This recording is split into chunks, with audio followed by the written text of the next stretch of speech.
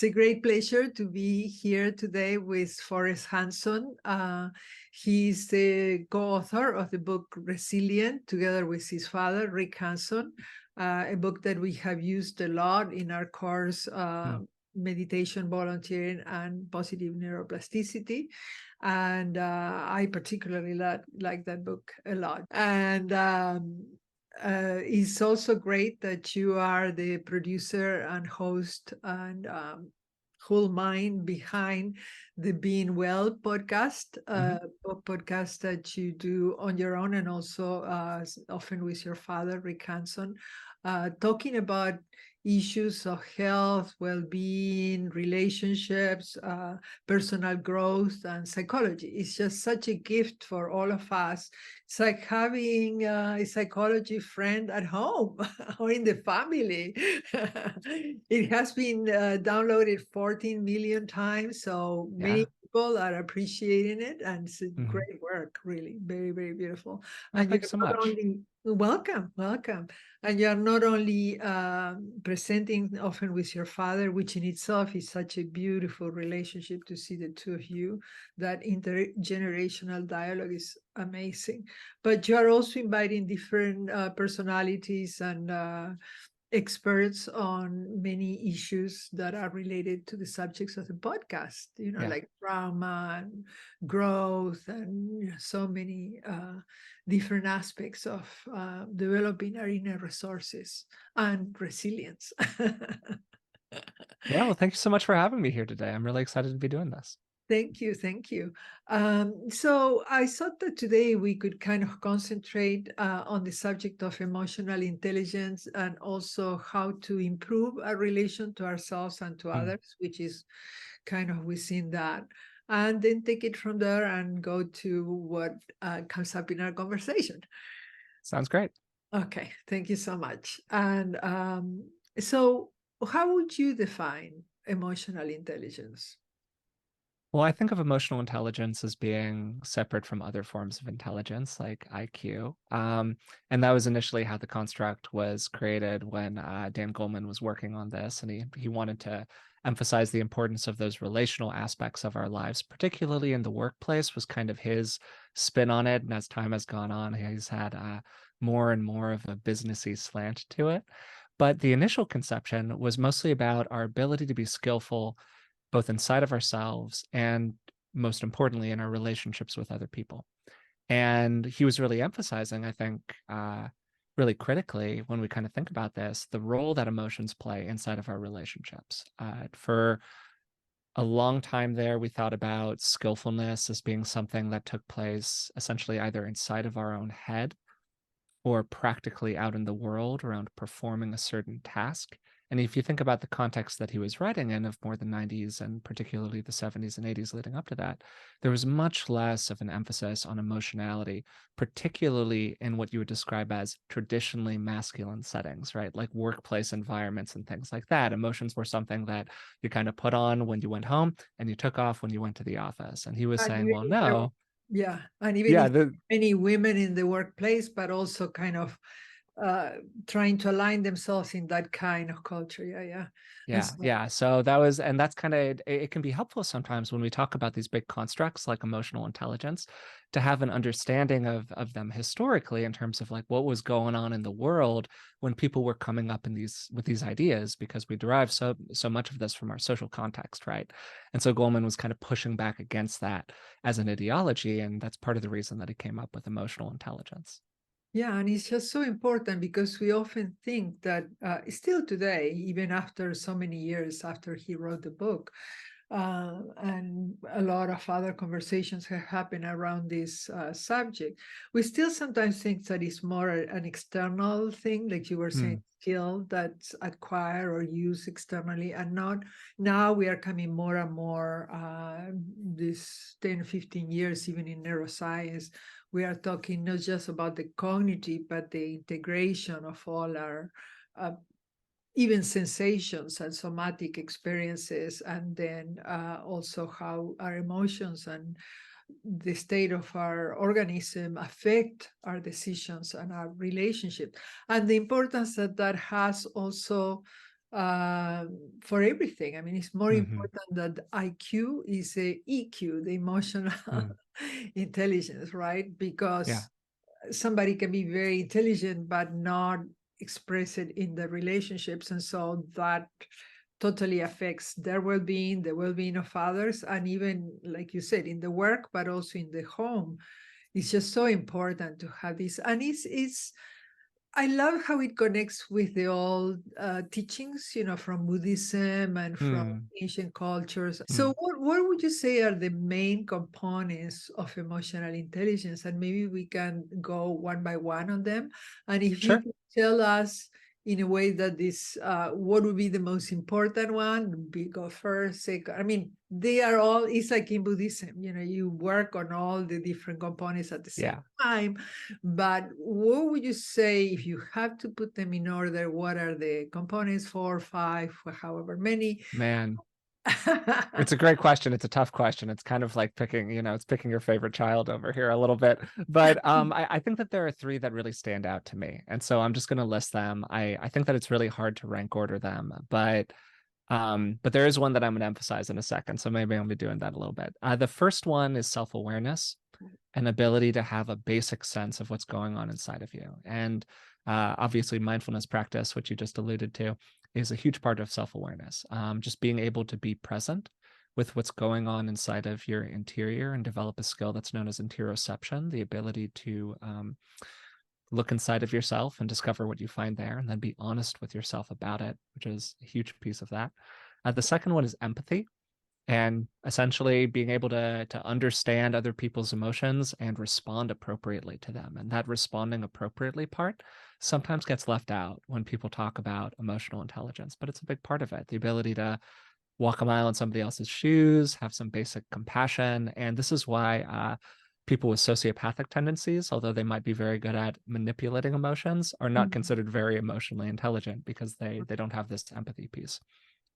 But the third one that I want to emphasize, because people think about self awareness and they think about empathy when they talk about emotional intelligence, that's like very present for people. But another thing that sometimes gets left out is this idea of self regulation and the Mhm. ability to regulate and manage your emotions, which allows you to express them appropriately to other people and be thoughtful about the way that they're going to land on somebody else, the way that you're going to interpret what's going on inside of somebody's world. And this then lets us be more flexible about like how we act with other people, right?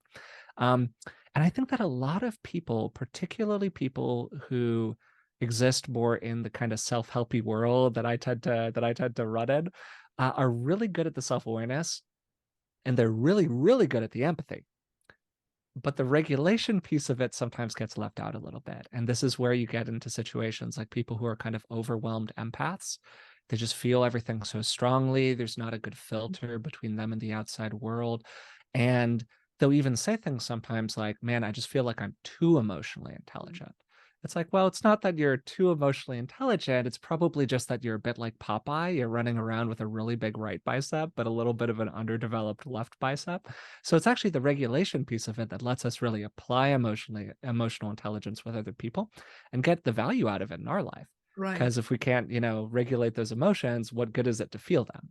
So, Well, I guess it's a tall call, right? Because one mhm, is like a process. We sincerely can learn more about getting in touch with ourselves and mm, empathizing. So it's like, but then it's like learning a language, and speaking the mhm, language, and at the same time noticing, okay, I'm about to say something. It might be true, but is it the best moment? Is it something that the other person can mm. really take at this moment? Is it useful? Is it beneficial? Which is again coming back to Buddhism.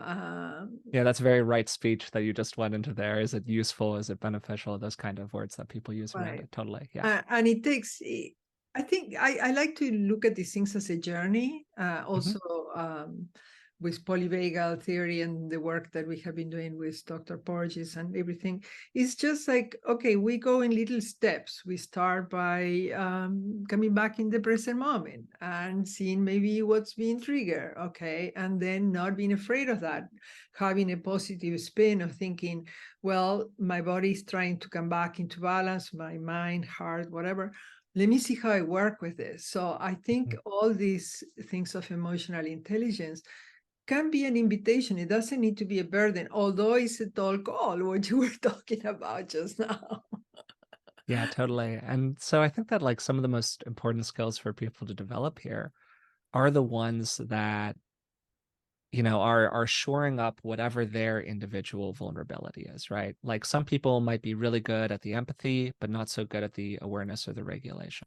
Some people might be overregulated. They actually are too held with their emotional expression. They feel uncomfortable dropping into the expressions that other people have around their emotions. That was actually me for a while, is that I was overregulated because I was my emotions inside of me felt so overwhelming. And because I Mm, felt them so strongly, I felt like I had to keep a really tight lid on them. Because, classically, I had some experiences earlier on in life where I let my emotions out with other kids or in mm, classroom environments. They weren't appropriately regulated. And I was punished for that, in some situations, understandably, even. And so you overlearn from that experience. So part of what you can do here, if you're kind of asking yourself, all right, am I a overly regulated person, underregulated person? Most people will right, know. But right. if you're asking yourself that question, you can kind of look to your personal history as an indicator of like what might be true to you. And just in general, if we're thinking about the things that I've learned during the podcast that have been the most personally helpful for me, being Yeah, able to go back through history is like a huge piece of the puzzle, I think, for people. And going through what I think Dan Siegel calls it developing a coherent narrative I am. of what's happened to you. Like just that phrase, a coherent narrative, is really, really useful. Can you expand a little bit more on that coherent narrative? Because, uh, again, coming back to Buddhism and some aspects of psychology, sometimes having a Yeah. narrative could be a problem, Sure. identifying Yeah. with a narrative. So, tell us a little bit more about having a Yes. coherent narrative, but not being predetermined by it or so influenced that you keep repeating, I'm just this way, or this is what Mm. has happened to me. And so that's why I'm like this. Yeah. This is Yeah. my So identity. this is a great question, Amelia, and it's a you're pointing to something that is a little bit of like a yin yang situation Mm, where we have to establish on some level what happened to us and what's true to us. I think that that's a really important part of the psychological well-being process, right? We got to start from some sense of what is objectively true out in the world. But alongside that, we have an inherent subjectivity. And part of being able to shift a view around something is understanding that views themselves are kind of constructed, right? And we're starting to go into the Buddhist pond here again a little bit. But there's this funny dance where we both claim what's true for us while understanding that we're not like totally objective beings out in the world. And that's a really delicate tension. I wish that I had a just boilerplate answer on how you do that. But talking about like developing a coherent narrative itself, the context that this came up in was just around the notion that developmental experiences are really overweighted in our psychology. They have a very large impact on us as we're increasingly learning. And a lot of people, when they look back over their life, they have a story that they've internalized, exactly like you're saying, about why things are the way things are. And these stories are often driven by assumptions about ourselves or about other people. The assumption that, for example, like one model a person might have is that the world is big and powerful, or I'm small and weak. mhm, Big, powerful external world, very weak, vulnerable internal object. And so we internalize these stories. And so it can be really, really powerful to go back through deliberately and ask yourself what really happened here from the your new lens as an adult. Because when we're experiencing things as a child, we are a child. We're in a child's framework, and we actually carry that framework with us into our adulthood. If we don't go through a deliberate process where we go back in and go, wait a second, what was really going on there? Was I a dumb kid, or mm, was I being taught in ways that didn't line up with the ways that I needed to learn? right, right, Was I too vulnerable, or was I a sensitive, relational kid that was in a really chaotic environment? right. And looking back on it objectively now, I can say through the lens of an adult, yeah, that environment was chaotic. Yeah, that environment was hard for me to be in. And it wasn't that I was wrong. It was that, man, that environment was not suitable for me. And so Right. you just go through this process where you start to look at what are those stories, like you were saying, that a person can carry around here, and unpacking them a little bit, and just like letting the best disinfectant, which is sunlight, the light of day, shine in on these stories a little bit, and kind of reveal what's really true to us these days as opposed to what might have been true back then. Right. Instead of carrying them blindly or Mm, automatically, just kind of, uh, like you said, reassessing what was going on hmm. there.